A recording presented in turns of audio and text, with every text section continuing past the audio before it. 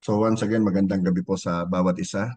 Ang pag-aaralan po natin ngayon ay bukod sa maiksi lamang, bagamat maiksi lamang ay napakahalaga po para sa atin bilang mga Kristiyano, especially bilang mga disipulo ng ating Panginoon. I don't know kung nare-realize niyo po that there is really a conflict within us, na meron pong labanan na nagaganap sa ating buhay.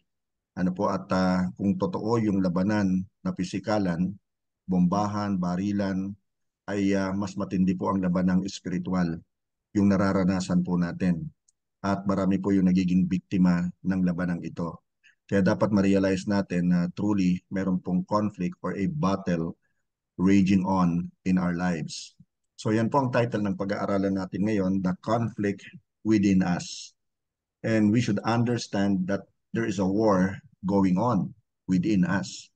Ang sabi nga po ni A.W. Tozer, the weakness of so many modern Christians is that they feel too much at home in the world. Parang at home na sila, na hindi nila namamalayan, sila po ay kumbaga nakikiayon na sa daloy ng sanlibutan. At alam po natin na pinaalalahanan tayo ng Lord through the Apostle Paul sa Book of Romans chapter 12 verse 2 that we should not conform any longer to the pattern of this world, but be transformed by the renewing of your mind. So pinaalala sa atin yun dahil nga po talamak ang kasamaan po sa ngayon.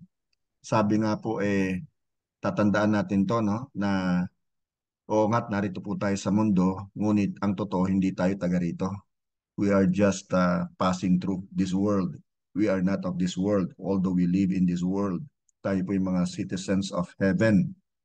Now, nakakalungkot kasing isipin na marami po tayong mga kaibigan, marami tayong mga kasamahan sa church before na dati-rati ay mainit talaga sa kanilang paglilingkod sa Panginoon, pero due to certain reasons ay nawala na.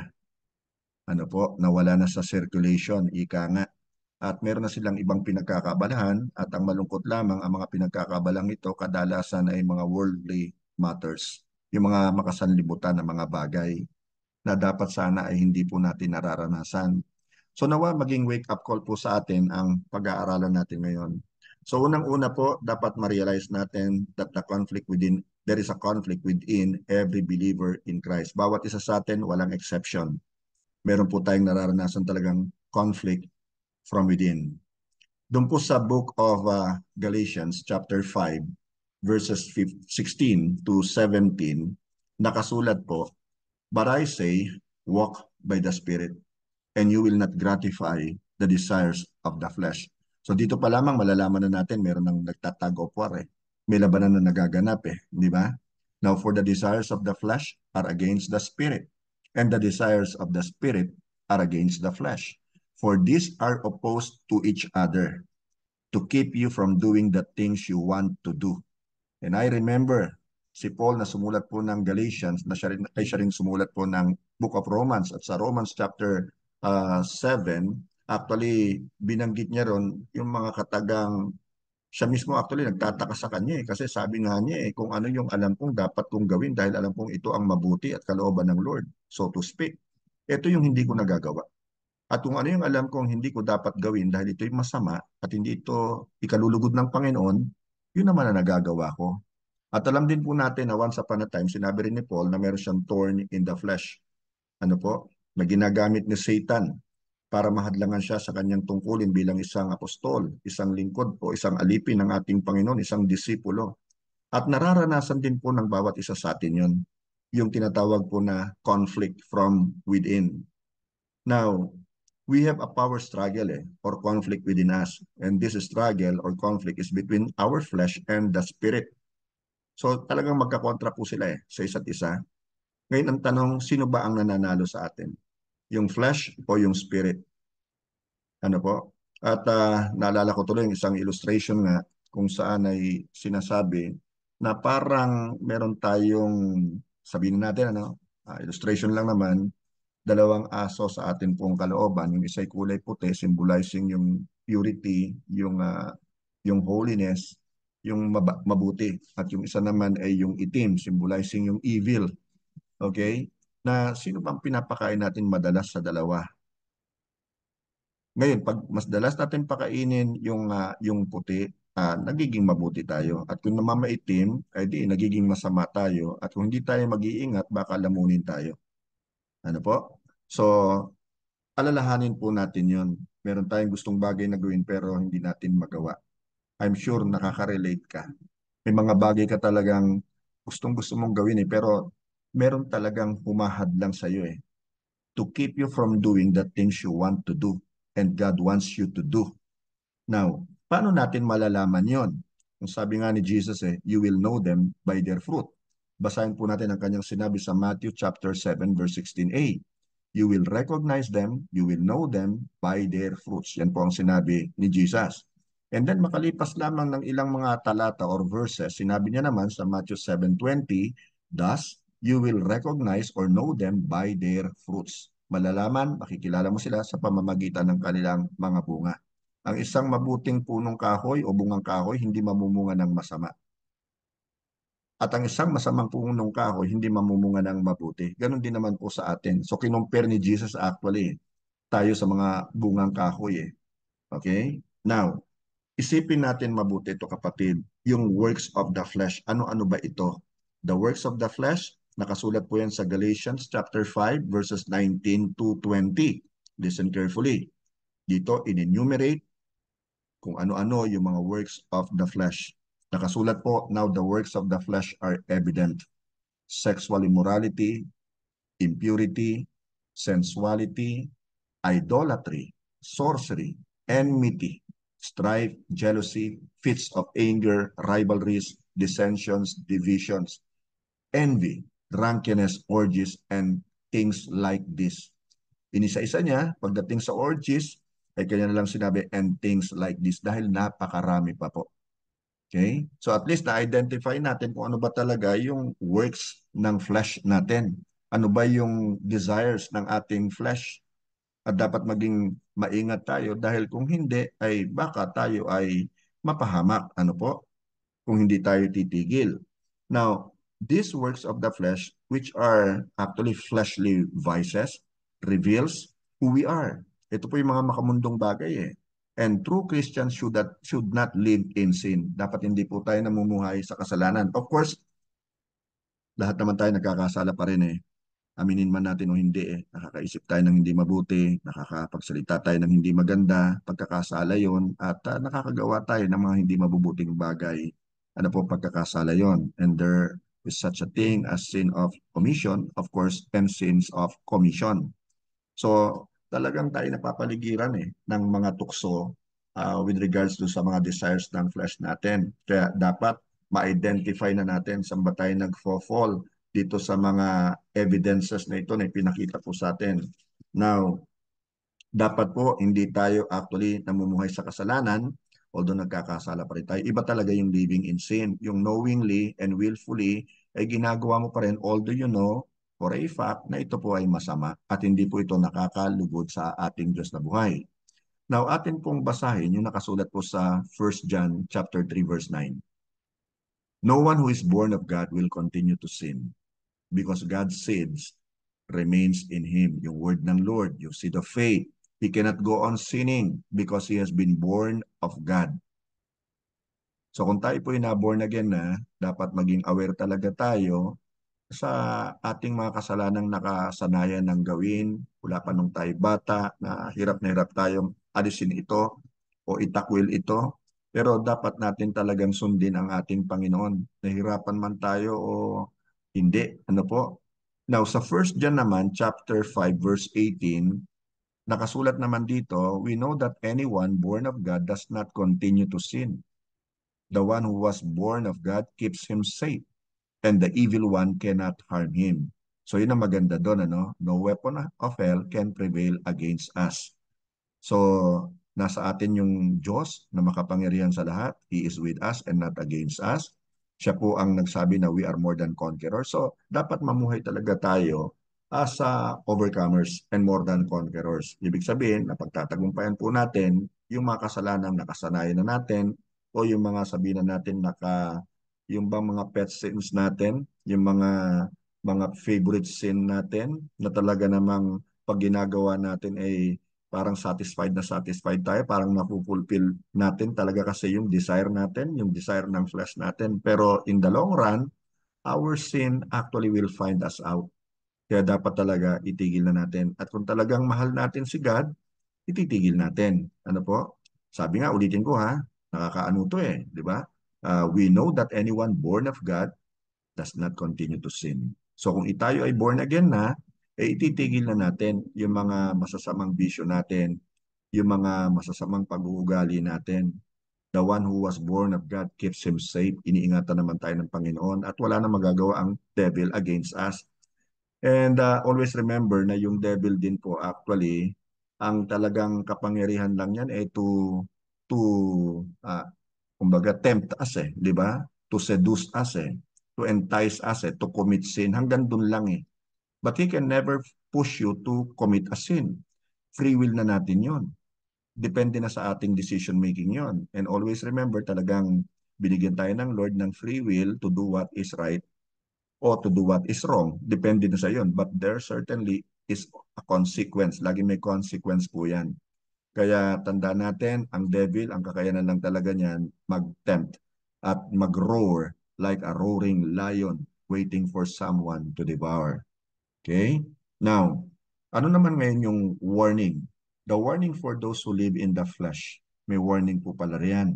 At sa Galatians 5:21b, mababasa po natin, and those who do such things will not inherit the kingdom of God. Yun ang masaklap, di ba? Baka akala kasi natin tayo ay talagang anak na ng Diyos, pero if we continue to sin knowingly and willfully, and then talagang nagre-rebelde tayo sa Diyos, eh baka talagang hindi pa po tayo born again. Ano po? Just like what happened to Judas, di ba? Kasama siya sa 12 na pinili ng ating Panginoon. At talaga namang 3 years silang magkasama. I don't know what happened to him, pero yun na nga eh. Pinagbili niya ang ating Panginoon eh. Tinraidor niya ang ating Panginoon eh. So definitely, hindi niya ma-inherit ang kingdom ng ating God. Now, secondly, after the conflict, we must understand that we should commit ourselves. Ano po? So the commitment we have in Christ. Committed na po ba talaga tayo sa ating Panginoon?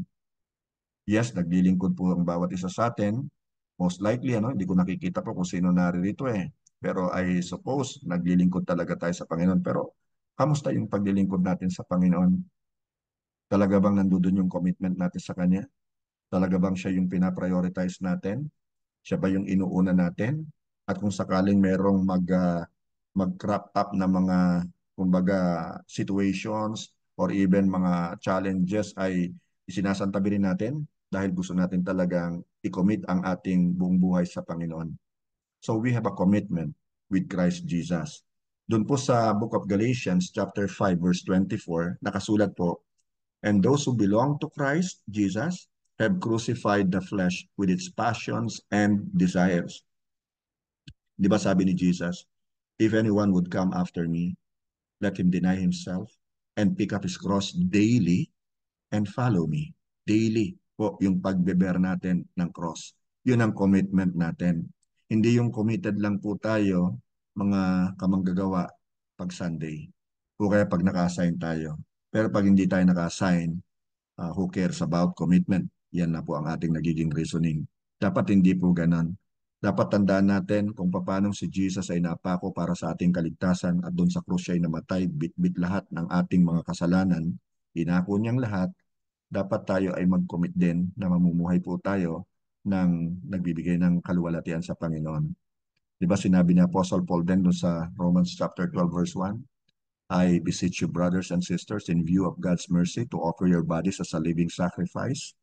So, ninanais at inaasahan po ng ating Diyos na tayo ay nag-o-offer ng ating sariling buhay para maging magandang samyo para sa ating Panginoon, a sacrifice that is pleasing to His sight. So, how is your commitment actually, kapatid? How is your commitment? Now, how can we crucify the flesh with its passion and desires? Basahin po natin na nakasulat sa Galatians chapter 2 verse 20, one of my favorite verses na sinabi po ni Apostle Paul, And I hope one day, I pray that one day, ito po ay masasabi rin natin na taas ang ating noo with all the confidence. Ano po? Ang sabi kasi niya, I have been crucified with Christ. Wow. Hindi literally ha, pero kasi nga siya ay nabubuhay para sa Panginoon. Hinahandog niya araw-araw, pagising pa lamang sa umaga, laman na ng puso't isipan niya na siya ay maglilingkod para sa Panginoon, para sa ikakalaganap ng salita ng Diyos, ng mabuting balita at ikalalawak ng kanyang kariyan. Kaya talagang on a daily basis, kinukrucify niya yung kanyang sarili. At one point, sinabi niya, I die daily. Sinabi niya yon. Hindi literal. Kung hindi kasi nga self-denial eh. Di ba? So ang sabi niya, I have been crucified with Christ. It is no longer I who live, but Christ who lives in me. And the life I now live in the flesh, I live by faith in the Son of God who loved me and gave Himself for me. Wow. Grabe itong statement and declaration ni Apostle Paul. Kaya nga sabi ko, sana one day, masabi rin po natin to talagang wholeheartedly and truthfully na tayo talagang namatay na para kay Kristo. At ang isang taong patay na kay Kristo, actually, wala nang nararamdaman yan. Hindi na yan matampuhin. Hindi na yan actually, kumbaga ay madaling magalit. Yan ay lahat galing yan sa flesh eh. So pag ang isang tao ay crucified na sa Lord, wala na siyang ibang iniisip kung hindi ang mapapurihan ng Panginoon.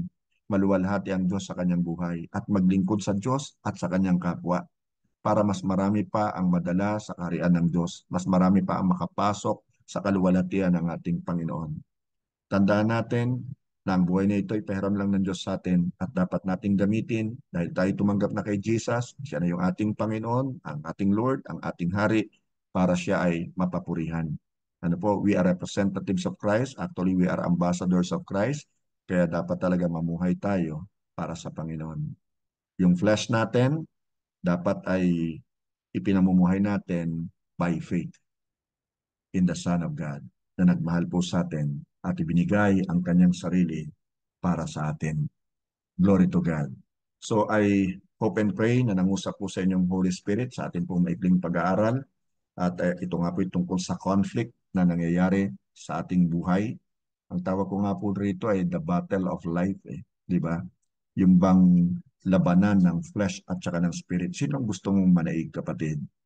Kung gusto mong mananaig yung flesh mo, mapapahamak ka. Kung gusto mo naman ang manaig ay yung spirit, of course, magagantimpalaan ka.